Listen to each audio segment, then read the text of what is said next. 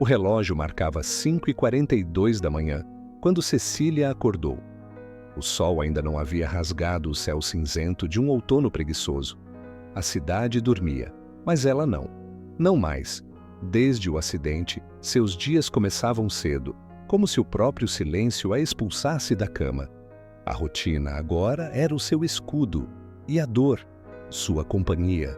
Cecília era pianista, uma das mais promissoras da sua geração. Tocava desde os 6 anos, quando sua mãe, uma mulher de mãos firmes e olhar exigente, a colocou diante de um velho piano herdado da avó. Desde então, seus dedos haviam aprendido a falar, com delicadeza, com força, com verdade. Mas fazia 7 meses que aquele piano não ouvia mais sua voz. Naquela manhã, ela se arrastou até a cozinha preparando o mesmo café forte e amargo que não conseguia terminar. A casa estava do mesmo jeito desde o dia em que tudo mudou. Um vaso ainda quebrado no canto da sala, uma blusa infantil esquecida no sofá e a porta do quarto de Mateus, seu filho, sempre entreaberta, como se ele fosse voltar a qualquer momento. Mas não voltaria. Mateus tinha 9 anos, amava dinossauros e corria com o cachorro no quintal todos os fins de tarde. Era o riso da casa, o som, a vida. Naquele dia, Cecília o levava para a escola.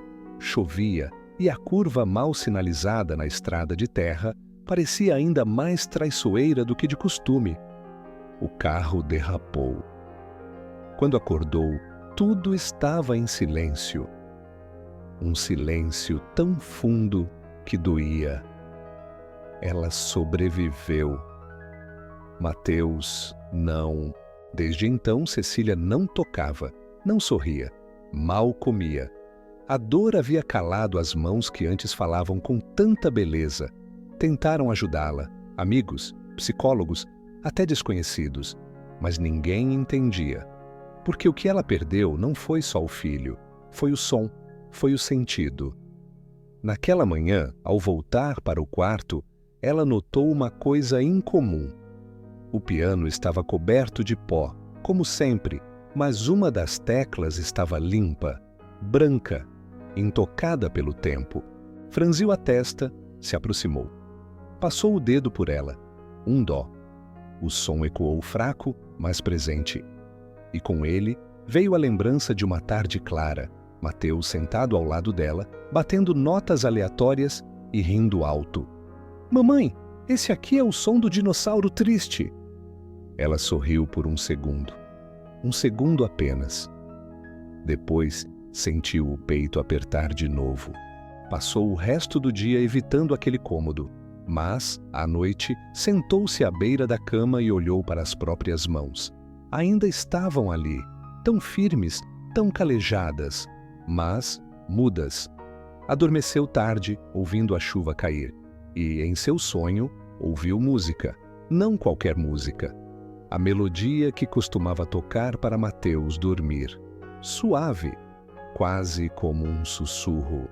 Acordou com o rosto molhado de lágrimas e o coração batendo mais forte do que em muitos meses. Desceu as escadas, parou diante do piano. Estava escuro, mas ela sabia cada tecla, cada marca. Sentou-se, respirou fundo e tocou o dó novamente.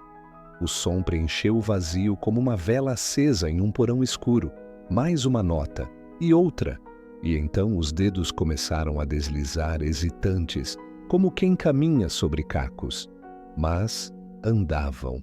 E de repente Cecília chorava. Não de tristeza, mas de reencontro. Ela não sabia ainda, mas naquele instante começava a escrever uma nova história. Uma história feita de dor, sim, mas também de música, de amor, de memória. Aquela noite foi diferente de todas as outras. Cecília, pela primeira vez em meses, sentiu algo se movimentar dentro dela. Não era alegria, tampouco esperança. Era mais sutil, como o eco de algo que já existiu e se recusa a morrer. Como se a música, tão parte dela quanto seu próprio sangue, ainda estivesse viva em algum lugar, esperando o momento certo para ser ouvida de novo. Mas a manhã seguinte trouxe de volta o peso da realidade. O quarto de Mateus permanecia intacto. O cheiro dele ainda pairava sobre o travesseiro. Seus brinquedos, seus desenhos colados na parede. Cada detalhe gritava a ausência. Cecília caminhou lentamente até ali. Sentou-se na cama. Pegou um caderno de capa azul com dinossauros, o preferido de Mateus. Ao abri-lo, deparou-se com uma página em branco, exceto por uma frase no topo, escrita com sua caligrafia infantil. Lista das coisas que ainda quero fazer com a mamãe. Havia só 3 itens. 1. Ir ao Museu dos Dinossauros. 2. Ver a neve juntos. 3. Gravar a nossa música. Cecília fechou os olhos. O nó na garganta era tão espesso quanto o silêncio da casa. Lembrou-se da melodia que costumava compor com ele. Era simples, feita de notas doces, daquelas que se cantam baixinho para espantar o medo do escuro. Eles a chamavam de Canção do Abraço. Desceu as escadas como se cada degrau fosse uma decisão. Sentou-se novamente diante do piano, dessa vez com um caderno azul ao lado. Tocou as primeiras notas da música, hesitante, trêmula, mas a melodia veio. A memória era mais forte que a dor. Ela passou o dia inteiro ali, repetindo os mesmos acordes. Não importava se errava. Importava o movimento, o som, o gesto de não se entregar. À noite, exausta, dormiu no sofá da sala com o caderno apertado contra o peito. Nos dias seguintes, começou a escrever. Pequenos trechos de memórias, fragmentos do que havia sido, cartas que nunca enviaria. Uma delas começava assim: Querido Mateus, hoje toquei por você. Não foi bonito, mas foi de verdade. Senti como se suas mãos ainda estivessem ali, me guiando. Onde você estiver, espero que tenha ouvido. Voltou a se alimentar. Pouco, mas voltou. Saiu de casa pela primeira vez em meses. Comprou cordas novas para o piano e flores para o quarto do filho. Margaridas, as favoritas dele. Levou o caderno ao estúdio onde costumava gravar. Disse ao técnico de som que queria terminar uma música. Ele estranhou. Fazia tempo que ela não aparecia, mas ao ver a firmeza nos olhos dela, não questionou. No estúdio, gravou em silêncio. As mãos tremiam no início, mas depois ganharam firmeza. Gravou a Canção do Abraço, 1, 2, 3 vezes, até que as notas encontraram o tom certo. Ao final da gravação, chorou. E pela primeira vez não teve vergonha disso. Ao sair, parou no parque onde costumava levar Mateus, um lugar simples, mas cheio de lembranças. Sentou no mesmo banco. Observou as crianças correndo, os pais sorrindo, os cachorros latindo. O mundo havia continuado. Isso doía, mas também confortava. Sentia como se estivesse aprendendo a viver de novo, com a dor e apesar dela. À noite, voltou para casa e escutou a gravação. Colocou os fones, fechou os olhos. A melodia encheu seu corpo. Era como um abraço vindo do passado. Como se Mateus estivesse ali, deitado em seu colo, ouvindo com aquele sorriso torto e os olhos brilhando. Ela então teve uma ideia. Abriu o computador e criou um canal simples em uma plataforma de vídeos. Chamou de Canções para Mateus. Postou a gravação com a legenda: Para meu filho, que amava dinossauros, abraços e música. A publicação viralizou em poucos dias. Comentários de mães, pais, artistas, desconhecidos, todos tocados por aquela história feita de som, saudade e amor. Pessoas que também haviam perdido alguém. Pessoas que precisavam ouvir que era possível continuar. Cecília leu cada mensagem com cuidado e pela primeira vez em meses sentiu que não estava tão sozinha. Na semana seguinte, recebeu um convite inesperado. Um conservatório de música da cidade vizinha queria homenageá-la com uma apresentação especial, em memória de Mateus. Ela hesitou. O medo ainda a acompanhava como uma sombra. Mas algo dentro dela, talvez as mãos, talvez o coração, disse sim. Era tempo de voltar, de se erguer do luto, de fazer a ausência ecoar em música. O convite para tocar no conservatório ficou sobre a mesa da sala por 3 dias. Cecília passava por ele como quem evita um espelho, não por vergonha, mas por medo de reconhecer o reflexo. Sabia que aceitar significava muito mais do que voltar a se apresentar. Significava permitir que o mundo visse sua dor, sua história, sua ausência. No quarto de Mateus, sentada entre os brinquedos que ninguém mais tocava, ela releu a lista do caderno azul. Gravar a nossa música já estava feita. Restavam 2 promessas: ir ao Museu dos Dinossauros e ver a neve juntos. Cecília sorriu com tristeza.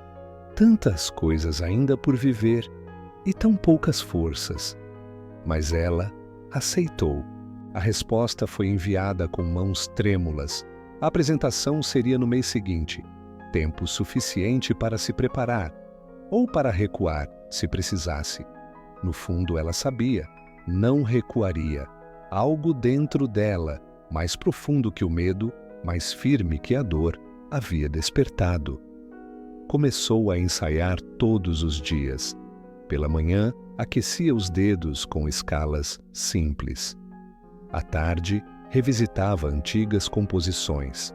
À noite, escrevia canções novas, pequenos fragmentos de memórias transformadas em notas. A música que escolhera para o concerto era A Canção do Abraço, mas em uma nova versão, mais madura, mais dolorida, mais inteira. Acrescentou notas graves, pausas longas e trechos quase silenciosos, como se cada espaço entre os sons dissesse: aqui houve vida. Um dia, durante um ensaio, sentiu algo diferente, como se Mateus estivesse por perto. Era uma sensação quase física, o cheiro do cabelo dele, o som da risada correndo pela casa. Cecília parou de tocar, deixou as mãos no colo e respirou fundo.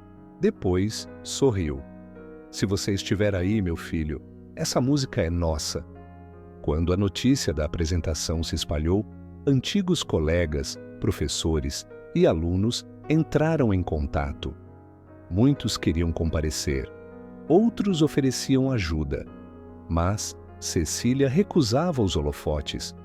Queria que fosse íntimo, um reencontro com a música e com Mateus. Na véspera do concerto, ela viajou até a serra. Uma amiga antiga tinha uma pousada modesta, cercada de árvores e silêncio. Precisava daquele momento sozinha. Chegando lá, caminhou até o alto do morro e ficou ali por horas, apenas sentindo o vento e olhando o céu. Na madrugada, nevou. Pouco, quase nada, mas o suficiente para cobrir o chão com uma camada fina e branca. Cecília estendeu a mão e deixou que os flocos tocassem sua pele. Chorou. Chorou por tudo que faltava e por tudo que ainda restava. Pegou o celular, gravou um vídeo e disse baixinho: Mateus, a neve chegou. Não da forma que sonhamos, mas chegou. Ela é fria, mas bonita, como a saudade. Ao voltar para casa, passou no centro cultural onde seria o concerto. Conheceu o palco, testou o piano, sentiu-se estranhamente em casa, como se aquele lugar estivesse esperando por ela. Na noite da apresentação, vestiu um longo vestido azul, da mesma cor do caderno do filho. Subiu ao palco com passos lentos, mas firmes. O auditório estava cheio. No centro, uma poltrona vazia, reservada com um bilhete. Para Mateus. Cecília se sentou. O silêncio era denso. Respirou fundo, olhou para as próprias mãos e começou a tocar. Cada nota parecia arrancada de dentro da alma, A melodia fluía como um rio após a tempestade, forte, emocional, viva, e quando a última nota soou, o público permaneceu em silêncio por alguns segundos, um silêncio cheio de reverência, de lágrimas, de compreensão. E então os aplausos vieram, longos, quentes, verdadeiros. Cecília se levantou, curvou-se e sorriu. Ali, naquele momento, algo mudou. A dor ainda existia, sempre existiria, mas agora havia um lugar para ela, um espaço onde não precisava ser escondida, onde era transformada em arte, em som, em partilha. Após o concerto, foi abraçada por dezenas de pessoas. Uma jovem se aproximou com os olhos marejados. Minha filha faleceu há 2 anos. Achei que nunca mais conseguiria ouvir música, mas hoje você me deu algo que não sei explicar. Cecília segurou suas mãos. A dor não passa, mas pode mudar de forma. Obrigada por me deixar tocá-la. Nos dias seguintes, a apresentação foi compartilhada em redes sociais, jornais e programas de TV. Mas Cecília não buscava fama. Continuou sua vida simples, tocando, ensinando crianças no bairro e escrevendo cartas para Mateus. Porque agora ela sabia, mesmo quem se vai, nunca vai embora por completo. Fica na música, fica no gesto, fica no amor. As semanas seguintes ao concerto foram como uma primavera tardia na vida de Cecília. As flores não brotavam por inteiro, mas os galhos antes secos começavam a se cobrir de pequenas promessas verdes. Ainda havia dor, ainda havia silêncio nas manhãs. Mas agora havia também movimento, um propósito renascendo devagar. O canal Canções para Mateus passou a crescer. Pessoas de vários países escreviam cartas, enviavam mensagens e dividiam histórias de perdas, superações, reencontros. Cecília lia cada uma com a mesma atenção com que antes estudava partituras. Descobriu em meio às dores alheias espelhos de si mesma. Em uma das mensagens, um professor de música do interior do Pará escreveu: "Suas mãos tocaram mais do que um piano, tocaram almas. Quero ensinar essa canção aos meus alunos." Cecília respondeu com um áudio simples, explicando a origem da melodia e incentivando o uso livre da música. Pela primeira vez, percebeu que o que criara com Mateus agora era parte de outras histórias, uma semente lançada no solo do mundo. Com o tempo, passou a compor outras músicas inspiradas nas histórias que recebia. Uma delas era sobre uma avó que perdeu a neta para uma doença rara e sonhava em cantar uma última canção para ela. Cecília compôs Valsa da Saudade e a mulher gravou sua voz sobre a melodia. O vídeo viralizou. A dor compartilhada virou consolo para milhares. Foi então que surgiu uma nova ideia.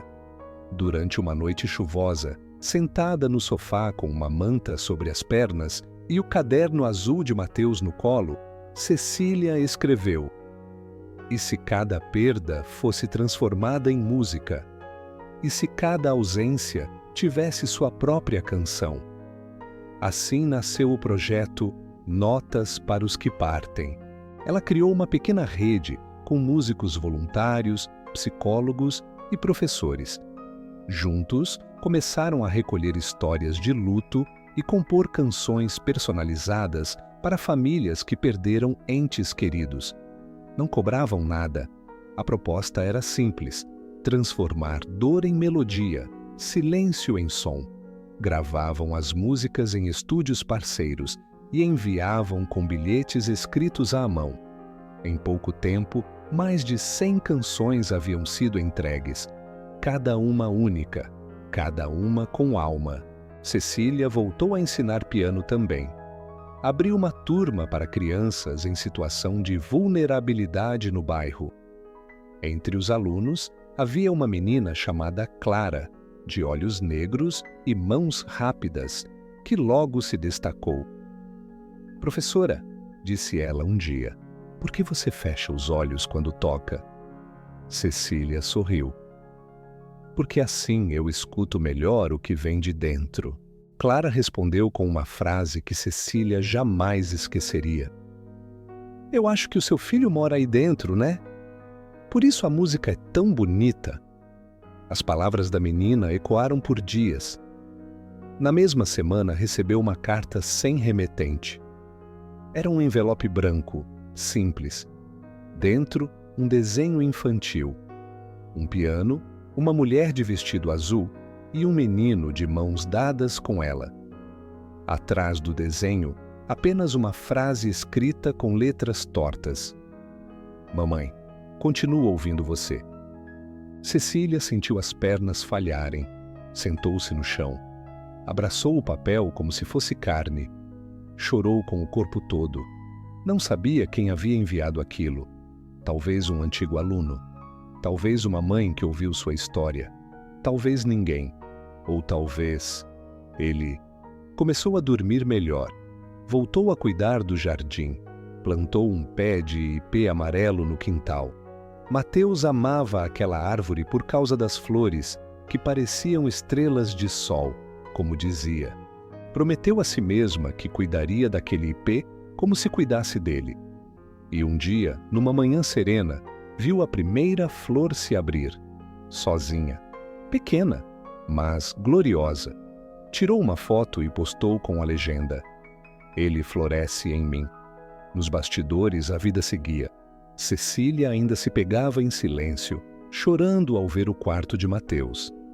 Ainda havia dias em que não conseguia tocar, mas agora, esses dias já não venciam os outros. Ela descobrira que continuar não era uma traição à memória do filho, mas um jeito de mantê-lo vivo. E então, aconteceu algo que ela não esperava. Durante um evento beneficente, enquanto apresentava as canções do projeto, um homem se aproximou após o concerto. Era jovem, de fala tímida e carregava um violino nas costas. "Seu nome é Cecília, certo?" perguntou. "Sim, meu nome é André. Conheci sua história. E há algo que talvez você precise ouvir." Ele entregou um pendrive. "Nada mais." Foi embora em silêncio. Cecília ficou intrigada. Chegando em casa, ligou o computador. Abriu o arquivo. Era uma gravação. A voz de uma criança dizia: "Essa é a canção que eu fiz com a mamãe. Se você está ouvindo, é porque ela continua tocando. E eu também." Era a voz de Mateus, a mesma que ela gravara anos atrás, sem perceber que ainda existia uma cópia fora do computador antigo que queimara. Um antigo aluno, um técnico de som, alguém guardara aquilo. E agora devolvia a ela o som mais precioso que já conhecera. Cecília deitou-se no chão da sala, com o fone no ouvido, ouvindo aquela voz repetidamente. Não era só um presente. Era uma ponte. Entre o ontem e o agora. Aquela gravação de Mateus mudou tudo. Cecília, até então, caminhava entre a dor e a reconstrução com passos medidos, quase sempre guiados pela música e pela saudade. Mas agora havia algo novo, uma certeza de que os vínculos mais profundos, os de amor verdadeiro, não se rompem com a morte, eles apenas mudam de forma. Guardou o áudio com carinho em um pendrive prateado, junto às cartas e desenhos do filho. Decidiu que aquela voz não seria um segredo. Era parte da história, parte da música. No mês seguinte, organizou um concerto especial chamado Vozes que Permanecem, onde cada música era precedida por áudios, relatos e cartas de pais, filhos, irmãos, esposas. Era uma noite de homenagem àqueles que partiram, mas também de celebração àqueles que continuavam, porque, de algum modo, continuar é também um ato de amor. Na última música da noite, Cecília subiu ao palco vestida de branco. O auditório estava iluminado por velas pequenas, uma para cada nome mencionado durante o concerto. E ao fundo, o ipê que ela havia mandado esculpir em madeira se erguia como símbolo de vida. Com mãos firmes e coração tranquilo, tocou a canção do abraço, agora com a gravação de Mateus iniciando a melodia. Silêncio. E então, a voz dele. Essa é a canção que eu fiz com a mamãe. Muitos choraram. Outros sorriram. Todos escutaram. Não apenas a música, mas algo além dela. O que se ouvia naquela sala não era apenas uma mãe tocando por seu filho. Era a expressão mais pura da permanência, do eterno. Depois do concerto, um senhor de barba branca e olhos marejados se aproximou. Minha filha se foi no parto. Nunca pude ouvir sua voz, mas hoje eu entendi que ela ainda vive em mim. Obrigado. Cecília o abraçou como quem agradece por existir. Na semana seguinte foi ao Museu dos Dinossauros. Sozinha, levou o caderno azul. Andou pelas salas com olhos atentos, como se Mateus ainda estivesse ao lado, apontando, perguntando, pulando de empolgação. Sentou-se diante de um fóssil e escreveu: Agora, filho, completamos sua lista. Fizemos tudo o que você queria. E seguimos fazendo. A mamãe segue. Ao sair, comprou uma pequena escultura de dinossauro e colocou sobre o piano em casa. Era verde, com olhos saltados, bobo e simpático, como Mateus gostava. No jardim, o ipê agora florescia com vigor. As pétalas cobriam o chão em um amarelo vivo, quase dourado. Pareciam estrelas caídas. Com o tempo, Notas para os que Partem se tornou uma fundação.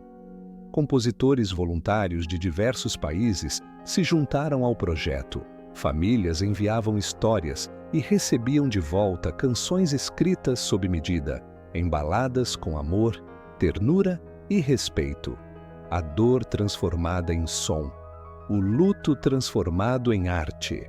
Cecília não buscava fama, nem cura, apenas caminho. Sua rotina agora era feita de encontros, com alunos, com histórias, com lembranças. Clara, a menina de olhos negros, seguia sendo sua aluna mais dedicada. Um dia tocou a canção do abraço de cor. Cecília ficou sem palavras. Professora, agora é a minha vez de te dar um abraço com música, disse a menina, sorrindo. E tocou. Tocou com verdade.